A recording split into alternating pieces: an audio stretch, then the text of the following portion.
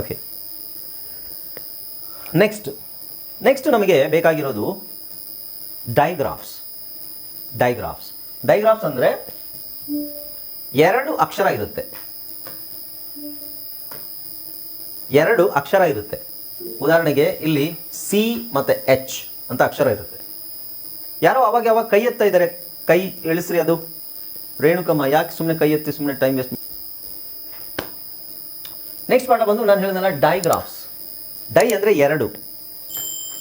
2 ಅಕ್ಷರಗಳು. ಗ್ರಾಫ್ ಅಂದರೆ ಚಿತ್ರ ಅಂದರೆ ಇದಕ್ಕೆ ಚಿತ್ರ ಅಂತ ಹೇಳ್ತೀವಿ. 2 ಅಕ್ಷರಗಳು. 2 ಅಕ್ಷರ ಇರುತ್ತೆ, ಆದರೆ ಶಬ್ದ ಒಂದೇ. 2 ಅಕ್ಷರ ಇದೆ, ಉಚ್ಚಾರಣೆ ಒಂದೇ ಇರುತ್ತೆ. ಕನ್ನಡದಲ್ಲಿ ರ ಥ ಇದು 2 ಅಕ್ಷರ ಇದೆ.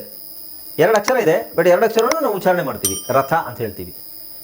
ಬಟ್ ಇಂಗ್ಲೀಷಲ್ಲಿ ಕೆಲವು ಕಾಂಬಿನೇಷನಲ್ಲಿ ಅಕ್ಷರ 2 ಕೊಟ್ಟಿರ್ತಾರೆ, ಬಟ್ ಅದನ್ನು ನಾವು ಒಂದೇ ಉಚ್ಚಾರಣೆ ಮಾಡಬೇಕು. ಅಂದರೆ ಆ ಅಕ್ಷರನೇ ಉಚ್ಚಾರಣೆ ಮಾಡಬೇಕಲ್ಲ, ಬೇರೆ ಶಬ್ದ ಬರುತ್ತೆ ಅದರಿಂದ. ಎಕ್ಸಾಂಪಲ್ ನೋಡಿ, ಸಿ ಎಚ್ ಅಂತ ಬಂದಾಗ ಕೆಲವು ಕಡೆ ನಾವು ಚ ಅಂತ ಹೇಳಬೇಕು, ಕೆಲವು ಕಡೆ. ಹಾಯ್ ಫ್ರೆಂಡ್ಸ್, ಇದೊಂದು ವಿಶೇಷ ಸೂಚನೆ. ನಮ್ಮಲ್ಲಿ ಇದೀಗ ಆನ್ಲೈನ್ ಸ್ಪೋಕನ್ ಇಂಗ್ಲಿಷ್ ಕೋರ್ಸ್ನ ಹೊಸ ಬ್ಯಾಚ್ ಶುರುವಾಗಿದೆ. ನೀವು ಇನ್ಮೇಲೆ ಎಲ್ಲೂ ಹೊರಗಡೆ ಹೋಗಿ ಇಂಗ್ಲಿಷ್ ಕಲಿಯುವ ಅವಶ್ಯಕತೆ ಇಲ್ಲ. ಮನೆಯಲ್ಲೇ ಕೂತ್ಕೊಂಡು ಯಾವುದೇ ಟೆನ್ಷನ್ ಇಲ್ಲದೆ, ಏನು ಮುಗಿದಿರಬಿಲ್ಲದೆ ಇಂಗ್ಲಿಷ್ ಮಾತಾಡೋದನ್ನು ಕಲಿಯಬಹುದು. ಸ್ನೇಹಿತರೆ, ಸ್ಪೋಕನ್ ಇಂಗ್ಲಿಷ್ ಮಾತ್ರ ಅಲ್ಲ, ನಿಮಗೆ ಇಂಗ್ಲಿಷ್ನ ಓದಲಿಕ್ಕೆ ಬರಲಿಕ್ಕೆ ಬರಲ್ಲ ಅಂತ ಇಟ್ಕೊಳ್ಳಿ. ಈಗ ಇಂಗ್ಲಿಷಲ್ಲಿ ನಿಮಗೆ ಓದಲಿಕ್ಕೆ ಬರಲಿಕ್ಕೆ ಬರಲ್ಲ, ಬರೀ ನಿಮಗೆ ABCD ಮಾತ್ರ ಗೊತ್ತು, ಅಥವಾ ABCD ಓದಿಲ್ಲ ಅಂತ ಇಟ್ಕೊಳ್ಳಿ. ಸೊ ABCD ಓದಿಲ್ಲ ಅಂತ ಪರವಾಗಿಲ್ಲ, ನಾವು ನಿಮಗೆ ಇಂಗ್ಲಿಷ್ನ ಬೇಸಿಕ್ಕಿಂದನೇ ಓದಲಿಕ್ಕೆ ಮತ್ತೆ ಬರಲಿಕ್ಕೆ ಸಹ ಹೇಳ್ಕೊಡ್ತೀವಿ. ಅದು ಅಲ್ಲದೆ ನೀವು ಒಂದು ವೇಳೆ ಕನ್ನಡ ಬರಲ್ಲ ಅಂತ ಇಟ್ಕೊಳ್ಳಿ, ಕನ್ನಡನೂ ಹೇಳ್ಕೊಟ್ಟು, ಕನ್ನಡದಿಂದ ಇಂಗ್ಲಿಷ್ನ ಹೇಗೆ ಓದೋದು, ಕನ್ನಡನೂ ನಾವು ಹೇಳ್ಕೊಟ್ಟು, ಅದರ ಮೂಲಕ ಇಂಗ್ಲಿಷ್ನ ಹೇಗೆ ಕಲಿಯೋದು ಅನ್ನೋದನ್ನ ನಾವು ಈ ಕೋರ್ಸಲ್ಲಿ ಇನ್ಕ್ಲೂಡ್ ಮಾಡಿದ್ದೀವಿ.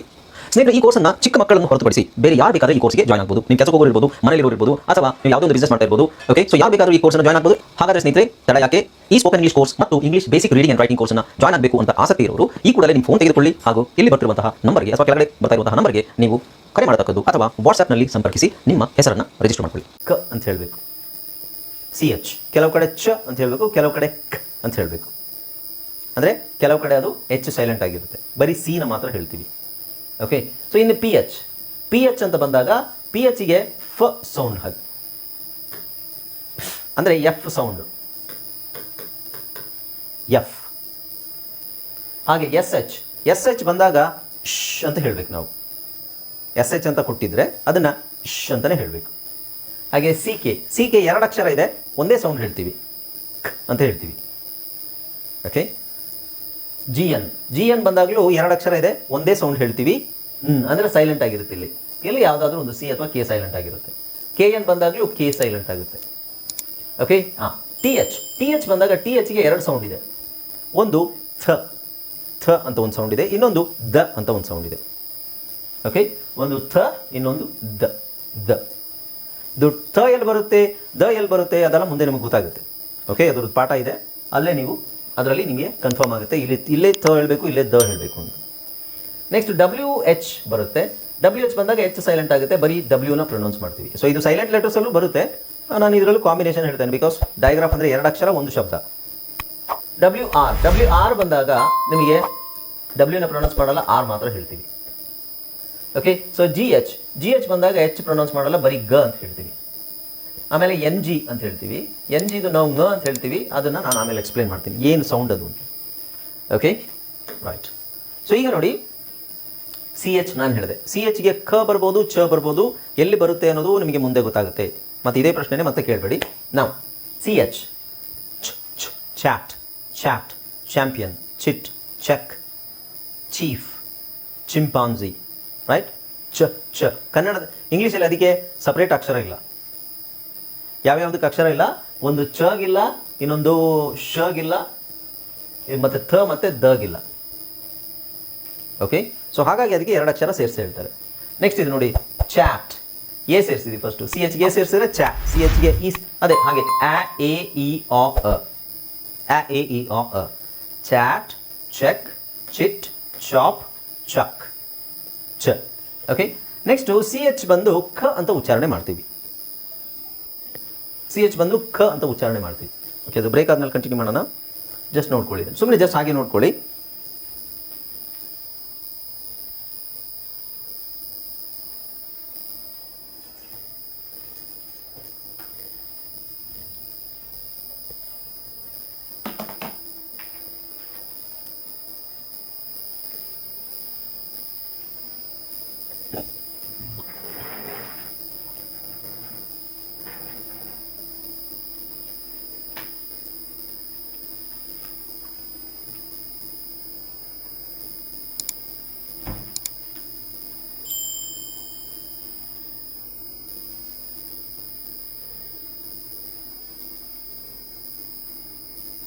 ಹ್ಞೂ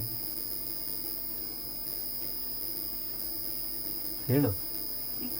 ಮಿಕ್ಸಿ ಮಾಡು, ಯಾರು ಬೇಡದು.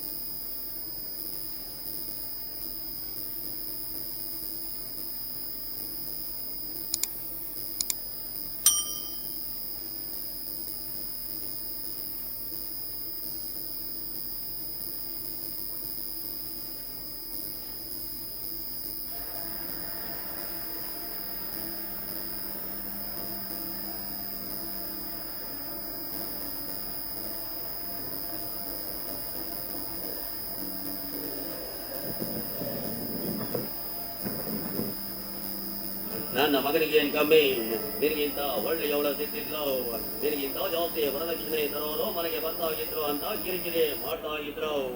ಇವ್ರು ಯಾಕೆ ಹೀಗೆಲ್ಲ ಹಿಂಸೆ ಕೊಟ್ಟಾಗಿದ್ರು ಅನ್ನೋದನ್ನ ಕೇಳೋಕ ಮುನ್ನ ನಿಮ್ಗೆ ಆ ಆಕ್ಸಿಡೆಂಟ್ ಕತೆ ಕಂಪ್ಲೀಟ್ ಆಗಿ ಗೊತ್ತಾಗ್ಲೇಬೇಕು.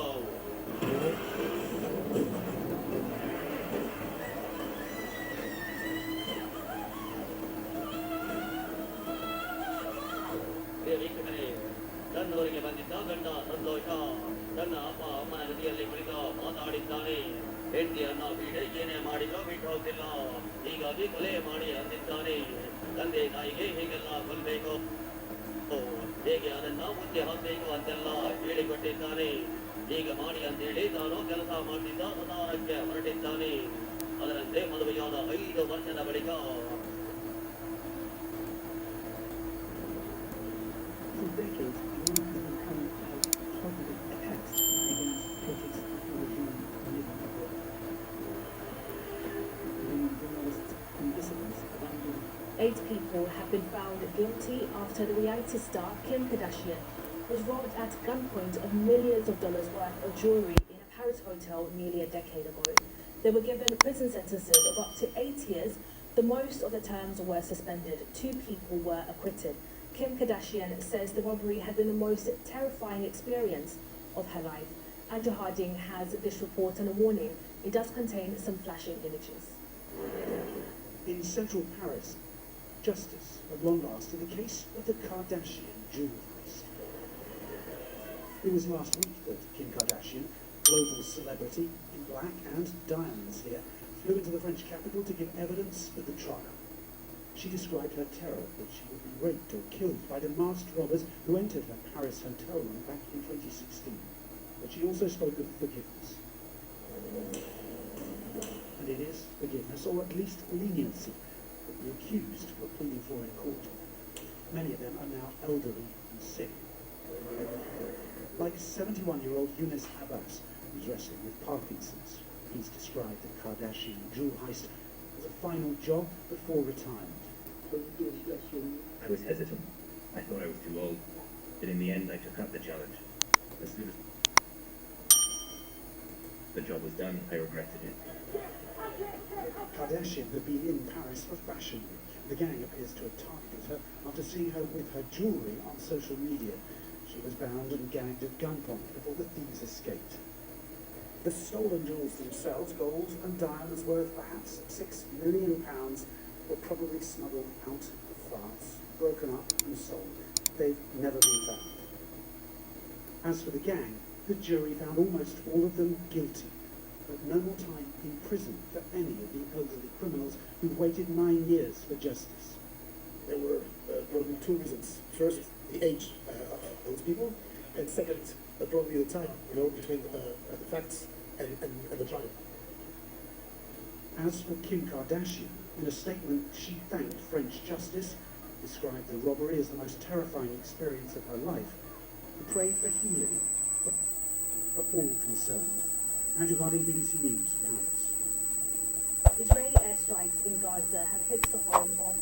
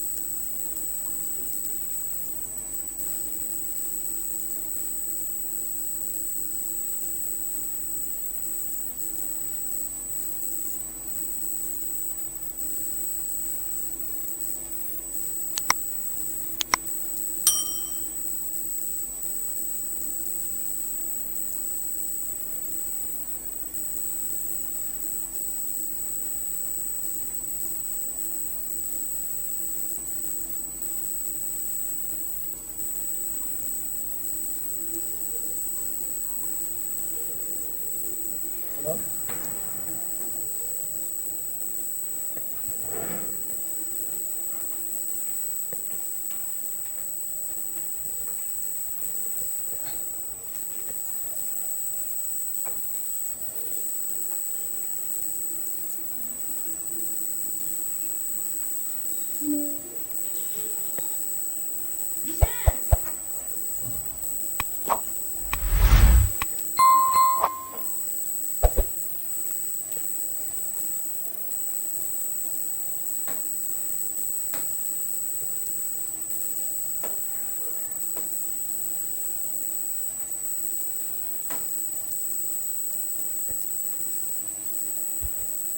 Okay, all right. ಎಲ್ಲಿದ್ವಿ ನಾವು? ಡೈಗ್ರಾಫ್ಸ್. ಓಕೆ, ಡೈಗ್ರಾಫ್ಸ್ ಅಲ್ಲಿದ್ವಿ, ರೈಟ್? ಸೊ ಡೈಗ್ರಾಫ್ಸ್ ಅಂದ್ರೆ ಏನು? ಎರಡು ಅಕ್ಷರಗಳು ಒಂದೇ ಶಬ್ದ.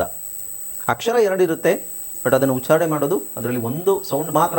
ಅದರಲ್ಲಿ ಕೆಲವುದು ಬೇರೆ ಸೌಂಡ್ಸ್ ಬರ್ಬೋದು, ಅಥವಾ ಅದೇ ಅಕ್ಷರದ ಉಚ್ಚಾರಣೆ ಇರ್ಬೋದು. ಓಕೆ, ಸೊ ನಿಮಗೆ ವರ್ಡ್ಸ್ ನೋಡಿದ್ರೆ ಗೊತ್ತಾಗುತ್ತೆ. ಇಲ್ಲಿ ನೋಡಿ, ಕ್ಯಾರೆಕ್ಟರ್. ಸೊ ಕ್ಯಾ ಇಲ್ಲಿ ಸಿ ಎಚ್ ಇದೆ, ಕ್ಯಾ ಅಂತ ಹೇಳ್ತೀವಿ. ಇಲ್ಲಿ ಸಿ ಎಚ್ ಇದೆ, ಚ್ಯಾ ಅಂತ ಹೇಳ್ತೀವಿ. So character. Chemistry, chemical. Stomach. Anchor. Okay, so ಇಲ್ಲೆಲ್ಲ ಸಿ ಎಚ್ಗೆ ನಾವು ಕ ಅಂತ ಹೇಳ್ತೀವಿ. ಇಲ್ಲಿ ಸಿ ಎಚ್ಗೆ ಚ ಸೌಂಡ್ ಬರುತ್ತೆ. ನೆಕ್ಸ್ಟ್ ನೋಡಿ, ಪಿ ಎಚ್ ಇದೆ. ಪಿ ಎಚ್ನ ಫ ಅಂತ ಹೇಳಬೇಕು, ಎಫ್ ಸೌಂಡ್ ಹೇಳಬೇಕು. ಫ್ಯಾಂಟಮ್. ಪಿ ಅಲ್ಲ, ಪ್ಯಾಂಟಮ್ ಅಲ್ಲ, ಫ್ಯಾಂಟಮ್. ಫಿಲಾಸಫಿ. ಸೊ ಇಲ್ಲಿ ಎರಡು ಕಡೆ ಬಂದಿದೆ ನೋಡಿ, ಫಿಲಾಸಫಿ. ಹಾಗೆ ಫೋನ್ ಇದು common word, right? So P H ಇದೆ, PHONE, phone. Next graph. Next ಬಂದು ಗ್ರಾಫ್.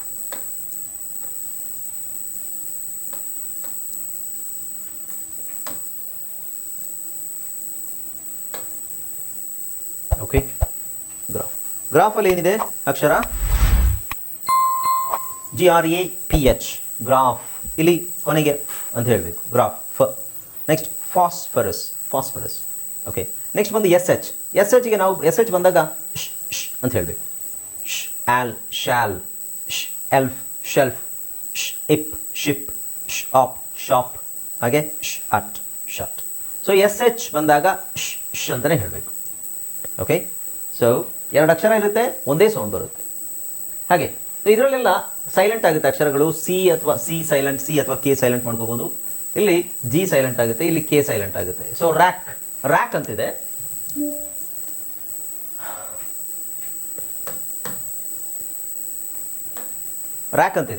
ರ್ಯಾಕಿಗೆ ನೀವು ಇಲ್ಲಿ ಆರ್ಗೆ ರ್, ಎಗೆ ಆ, ಸಿಗೆ ಕ, ಕೆಗೆ ಕ. ಸೊ ಕ ಎರಡು ಸಲ ಕ ಅಂತ ಹೇಳೋ ಅವಶ್ಯಕತೆ ಇಲ್ಲ. ಎರಡು ಸಲ ಕ, ರಕಕ್ ಅಂತ ಹೇಳೋ ಅವಶ್ಯಕತೆ ಇಲ್ಲ, ಒಂದೇ ಕ್. ಸೊ ಇಲ್ಲಿ ಯಾವುದಾದ್ರೂ ಒಂದನ್ನು ಸೈಲೆಂಟ್ ಮಾಡ್ಕೋಬೇಕಷ್ಟೇ. ಸೈಲೆಂಟ್ ಅಂದರೆ ಹೇಳಬೇಕಾದ್ರೆ, ಬರಿಬೇಕಾದ್ರೆ ಹಾಗೆ ಬರಿಬೇಕು. ಸೊ ರ್ಯಾಕ್, ಪೆಕ್, ಪಿಕ್, ಬ್ಲಾಕ್, ಡಕ್. ಸೊ ಅಕ್ಷರ ನೋಡಿ ಒಂದೇ ಇದೆ, ಸೌಂಡ್ ಒಂದೇ ಇದೆ, ಅಕ್ಷರ ಎರಡಿದೆ ಅಲ್ವಾ? ಸೊ ಅದಕ್ಕೆ ನಾವು ಡೈಗ್ರಾಫ್ ಅಂತ ಹೇಳ್ತೀವಿ. ನೆಕ್ಸ್ಟ್ ಜಿ ಎನ್ ಬಂದಾಗ ಜಿ ಮತ್ತು ಎನ್ ಒಟ್ಟಿಗೆ ಬಂದಾಗ ಆಲ್ಮೋಸ್ಟ್ ಸೈಲೆಂಟ್ ಆಗಿರುತ್ತೆ, ಎಕ್ಸೆಪ್ಟ್ ಇನ್ನೆರಡು ಕೆಲವು ಪದಗಳಲ್ಲಿ ಮಾತ್ರ ಸೈಲೆಂಟ್ ಆಗಿರಲ್ಲ. ಇನ್ನು ಬೇರೆ ಪದಗಳಲ್ಲಿ ಜಿ ಎನ್ ಒಟ್ಟಿಗೆ ಬಂದರೆ ಆಲ್ಮೋಸ್ಟ್ ಸೈಲೆಂಟ್ ಆಗಿರುತ್ತೆ. ಸೊ ಇಲ್ಲಿ ನೋಡಿ, ನಾ, ಸೈನ್, ಜಿ ಇಲ್ಲ, ಸಿಗ್ನ್ ಅಂತ ಹೇಳಲ್ಲ, ಸೈನ್, ಡಿಸೈನ್. ಸೊ ಎಸ್, ಇಂಗ್ಲೀಷಲ್ಲಿ ಎಸ್ ಅನ್ನೋ ಒಂದು ಅಕ್ಷರಕ್ಕೆ ಎರಡು ಸೌಂಡ್ ಇದೆ, ಒಂದು ಸ್, ಇನ್ನೊಂದು ಝ್. ಓಕೆ, ಸೊ ಇದು ಯಾವಾಗ ಬರುತ್ತೆ ಅನ್ನೋದು ಮುಂದೆ ನೋಡೋಣ. ಹಾಗೆ ಇಲ್ಲಿ ನೋಡಿ, ಡಿಸೈನ್ ಅಲ್ಲ, design. Foreign, silent. Align, silent. Okay, so silent ಅಂದರೆ ಎರಡು ಅಕ್ಷರ ಇದೆ, ಒಂದೇ ಉಚ್ಚಾರಣೆ. ಎರಡು ಅಕ್ಷರ ಒಂದು ಉಚ್ಚಾರಣೆ. 2 letters 1 sound. ಓಕೆ, ಸೊ ಅದಕ್ಕೆ ನಾವು ಅದನ್ನು ಡೈಗ್ರಾಫ್ ಅಂತೀವಿ. ಡೈ ಅಂದರೆ ಎರಡು. ಇಲ್ಲೂ ಅಷ್ಟೇ ಕೆ ಸೈಲೆಂಟ್ ಆಗುತ್ತೆ. ಸೊ ಎರಡು ಅಕ್ಷರ ಇದೆ, ಒಂದು ಉಚ್ಚಾರಣೆ. ಇಲ್ಲೂ ಕೆ ಸೈಲೆಂಟ್. ಎರಡು ಅಕ್ಷರ ಇದೆ, ಒಂದೇ ಉಚ್ಚಾರಣೆ ಹೇಳಬೇಕು. ನ್ಯಾಕ್, ನೋ, ನೈಟ್, ನಾಟ್, ನಿಟ್. ಹಾಗೆ ಟಿ ಎಚ್ ಬಂದಾಗ ಎರಡು ಸೌಂಡ್ ಬರುತ್ತೆ, ಒಂದು ಥ ಮತ್ತೆ the. So thank, theft, think, thought, so OUGH ಬಂದಿದೆ ಇಲ್ಲಿ, ಇದ್ರ ಬಗ್ಗೆ ತಲೆ ಕೆಡಿಸ್ಕೋಬೇಡಿ, ಇದು ಸಪ್ರೇಟ್ ಆಗಿ ನಿಮಗೆ ಹೇಳ್ಕೊಡ್ತೀನಿ ನಾನು. THUG ಥಗ್, ಥಗ್. ಓಕೆ, ಹಾಗೆ THಗೆ ಎರಡು ಸೌಂಡ್ ಹೇಳಿದೆ, ಒಂದು ಥ, ಇನ್ನೊಂದು ದ. ಓಕೆ, ಸೊ ದ ಇದು the, this, that, they, them, the ಅಥವಾ ದ, ದಿ ಅಥವಾ ದ ಅಂತ ಹೇಳಬೇಕು. ಓಕೆ, ರೈಟ್, ಗೊತ್ತಾಯ್ತಲ್ಲ? ಹಾಂ, ಸೊ ಈ ವರ್ಡ್ಸನ್ನ ಒಂದ್ಸಲ ಪ್ರಾಕ್ಟೀಸ್ ಮಾಡಿದ್ರೆ ನಿಮಗೆ ಗೊತ್ತಾಗುತ್ತದು. ಬಟ್ ಎಲ್ಲೆಲ್ಲಿ ಬಂದಾಗ ಹೇಗೆ ಹೇಳಬೇಕು ಅನ್ನೋದು ಮುಂದೆ ಗೊತ್ತಾಗುತ್ತೆ. ಡೋಂಟ್ ವರಿ, ಈಗಲೇ ತಲೆ ಕೆಡಿಸ್ಕೋಬೇಡಿ. ನೆಕ್ಸ್ಟ್, ಎರಡು ಅಕ್ಷರ ಇದೆ, ಕೆಲವುದು ಸೈಲೆಂಟ್ ಆಗುತ್ತೆ, ಕೆಲವುದು ಎರಡು ಅಕ್ಷರದಲ್ಲೂ ಒಂದು ಅಕ್ಷರ ಉಚ್ಚಾರಣೆ ಮಾಡಲ್ಲ. ಈಗ ಉದಾಹರಣೆಗೆ